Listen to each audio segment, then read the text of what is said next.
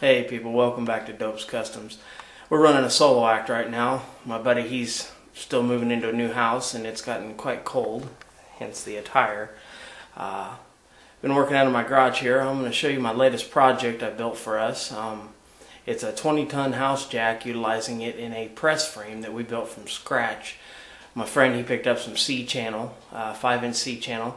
Now I'm just going to run over the basics of what I did. Hopefully you can utilize it. You don't have to build one quite as rigid, but it'll definitely give you an idea of kind of where you can go with it. Dedication, you're probably looking at about a week, maybe a little bit better. Just depends on how much time you have to actually work on it. But we're going to go over some of the basics of it, and stick around, stay tuned. Alright people, we're back. We're just going to go kind of a little gander around it here real quick. Might get a little up close and personal at times. Garage is a little cramped. I'll show you why here. But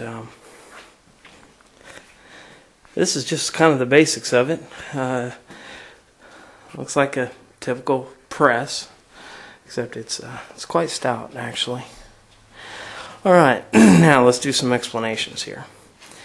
These beams here are uprights. Let me back up.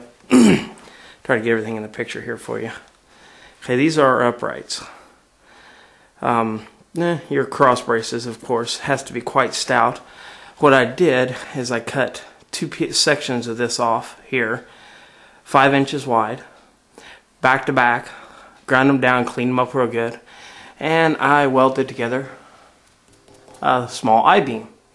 That I-beam, I don't know how well you're going to see in there, but that excuse me, I-beam there actually helps carry the load throughout the front and back beam here, which are very securely welded to your uprights. These boxes here, these are, we'll get to that here in a little bit, but while we're here, what I did is I drilled a hole all the way through it, top and bottom. These hold the spring tension adjusters. Yeah, kind of fancy, huh? But anyway, you'll understand that here in a few too. This is just the cross brace here, welded between the two to keep the bottom rigid. Drilled holes every 8 inches up, utilizing what we did is we took the bottle jack, which is over here, 20-ton house jack. Very nice. You can unscrew this to extend it. Well, with the extension all the way up and the cylinder all the way out, you're looking at 8.5-inch stroke. So I broke that down to about 7 3/4 to be safe.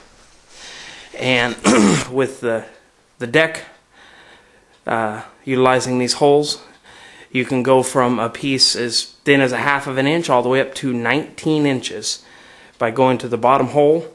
If you have, for some reason, something that large that you have to press something into, by golly, this press will do it.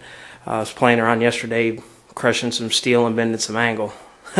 It's stout, I'll just put it that way. The legs here, very, very cheap, local junkyard. Bed rail. Just welded a piece across there, figured out my angles. Like I said, you can do what you want. This is just what I did. This is what works good for me. But just basically welded that across the bottom, brought your legs upright, welded all around here, welded that joint up really good. FYI, do like one weld here. This is how I did. I welded the joint on the underside right here, and then I come over here and welded this, bounced around here, here, here, then over here, here, here, and then come back and covered my other welds. A minimal warpage. Now, you're going to get warpage. Any welder knows that, but you can minimize it. Now, myself, I have recently purchased very nice HTP MiG 160. 220 welder, does a beautiful job.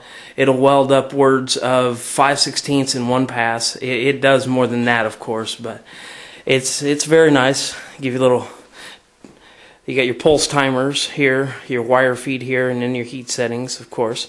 Air cooled, huge fan, very nice. I suggest checking out HTP at usaweld.com. Very, very friendly people. Give them a shout. 1-800-USA-WELD. They'll be more than happy to hook you up. They've got all different types of welders, TIG welders, plasma cutters, man. Just check them out. Awesome people. They will work with you. Very good. Now, the jack. This was kind of an interesting way of putting it under here, but seeing as though the force is going to be basically needing to be pushed from this point here down, I made this little sleeve right here. And if you'll bear with me for a moment, you just open that up a little bit and it slides right in there. Works out quite nicely. Okay, with that into place, we'll come back over here. This is the jack plate, as I like to call it. What we did is, on the jack, we found the center point. As you can see the little mark there. We found the center of this plate. Okay, I welded these tabs because there's upward force being pulled, keeping this snug to the jack with springs. We'll get to that here in a second. But this here basically sits right underneath the jack, and that's when you release the valve, that's what draws it back upward.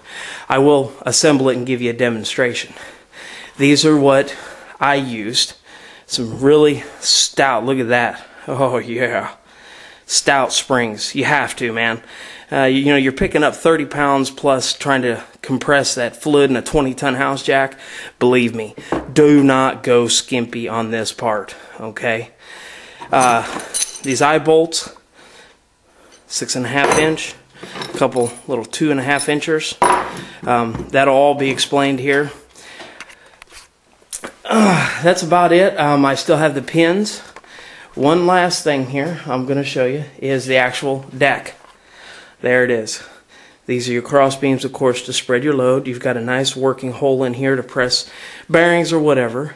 It's kind of nice to have a mill and a lathe on hand. You can make just about any type of die that you want to do anything with. Here's your pinholes, one in the front, a corresponding hole in the back, both sides. And we're going to use some 6.5 inch, 3/4 inch diameter hardened steel pins. We're going to purchase them at a local farm and home. They're about $4 a piece. They'll slide through there. They've got a little key that locks into the back of them.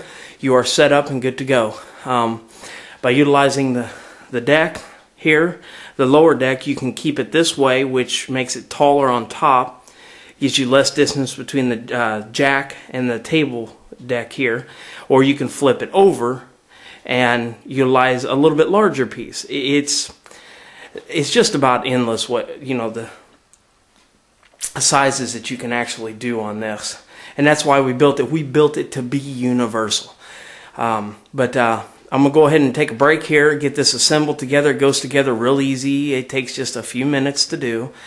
Another reason I built it this way, for the jack to be removable. Come on, guys, you know, working in a metal shop, these right down in here, these little booger O-rings, you get your metal shavings in there. Sure, you could probably use a piece of rubber hose over that to help it, but whatever. It's totally up to you. Myself, I prefer to spend 65 cents and replace that little O-ring in there, but you just take that apart. This allows you to relieve the pressure, and I'll explain more of that in detail after I assemble the tension springs. But pull the jack and just boom, slides right out. But anyway, I'm going to take a break real quick. When we come back, I'll show you the assembled part. Stick around. Stay tuned.